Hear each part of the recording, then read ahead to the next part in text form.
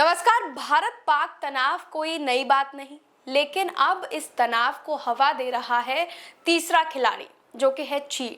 2025 के संघर्ष के दौरान चीन ने पाकिस्तान को न केवल राजनयिक समर्थन दिया, बल्कि रियल टाइम सैटेलाइट खुफिया जानकारी भी पहुंचाई।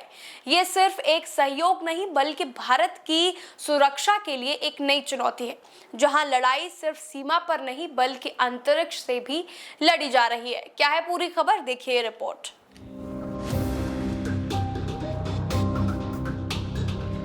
सैटेलाइट डेटा का मतलब सिर्फ तस्वीरें नहीं, बल्कि लाइव खुफिया जानकारी। चीन ने अपने याओगन 41 जैसे मिलिट्री सैटेलाइट के जरिए भारत की सैन्य गतिविधियों को ट्रैक किया।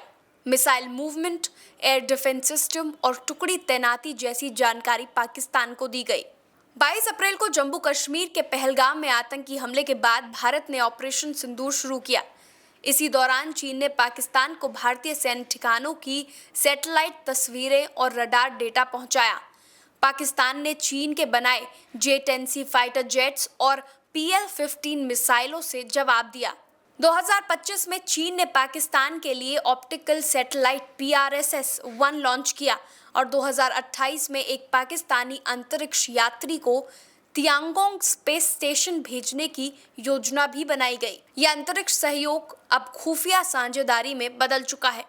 विशेषज्ञ मानते हैं कि ये सिर्फ तकनीक नहीं, रणनीति है शैडो वॉरफेयर की। चीन प्रत्यक्ष रूप से युद्ध में शामिल नहीं, लेकिन पाकिस्तान के जरिए भारत को निशाना बना रहा है। भारत अब एक साथ दो मोर्चों पर दबाव में है, पश्चिमी सीमा पर पाकिस्तान और उत्तरी सीमा पर चीन। परमाणु हथियारों से लैस देशों के बीच सैटेलाइट आधारित लड़ाई दुनिया को और खतरनाक बना सकती है।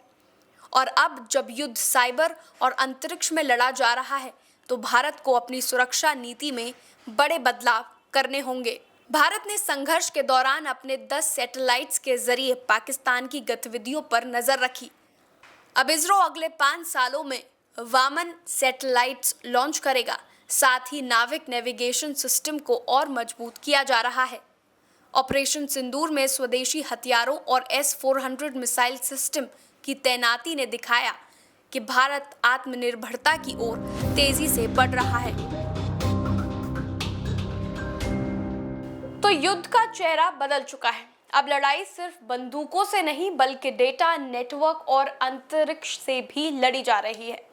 चीन और पाकिस्तान की ये रणनीतिक दोस्ती भारत के लिए चेतावनी है कि सीमाओं की सुरक्षा अब सिर्फ जमीन पर ही नहीं, आसमान से भी करनी होगी।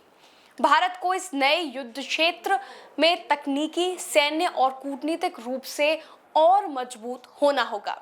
फिलहाल के लिए इतना ही। बने रहिए ARS न्यूज के साथ।